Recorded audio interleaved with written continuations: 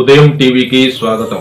పల్నాడు జిల్లా గురజాల నియోజకవర్గం పిడుగురాళ్ల పట్టణంలోని శుభమస్తు కళ్యాణ మండపం నందు గురజాల శాసనసభ్యులు ఎరపతినేని శ్రీనివాసరావు ఆధ్వర్యంలో నియోజకవర్గ నీటి సంఘాల ఎన్నికలపై జరిగిన తెలుగుదేశం, జనసేన, బీజేపీ పార్టీల విస్తృత సమావేశంలో పాల్గొన్న పిడుగురాళ్ల జెడ్పీటీసీ జంగా వెంకటకోటయ్య. ఉదయం పంటకి నీరు వస్తున్నాయి కాబట్టి నీటి ఎలక్షన్స్ కూడా మనందరి ధైర్యంతో మనందరి సమన్వయంతో మూడు పార్టీలు కలిసి సభ్యులు ఎన్నుకొని మంచివారిని ఎన్నుకుంటే వారి వల్ల మన విలేజ్ కానీ మన నీటి సంఘాలు కూడా బాగుపడతాయనే ఉద్దేశంతో తెలియజేస్తున్నాము.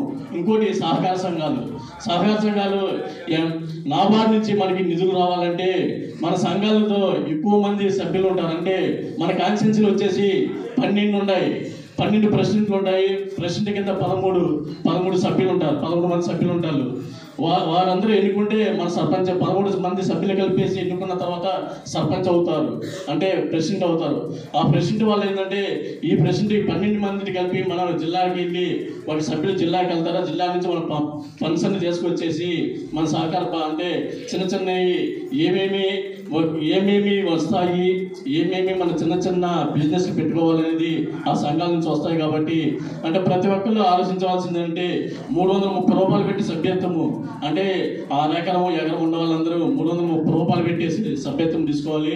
ఓవరాల్గా మన కాన్స్టిట్యున్సీలో 70,000 పై చిలుగా ఓట్లు ఉన్నాయి.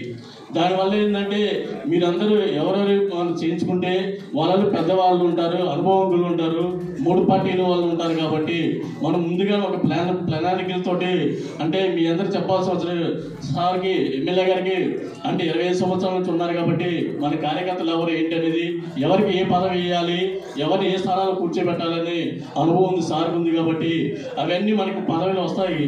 మనం కష్టపడి పనిచేస్తే కానీ ఆ పదవులు వస్తాయి. తర్వాత ఓటు డిఫాల్ట్ అయితే అంటే మనం సొసైటీలో లోన్ తీసుకుంటే ఆ లోన్ మనం కట్టకపోతే ఓటు డిఫాల్ట్ అవుతుంది.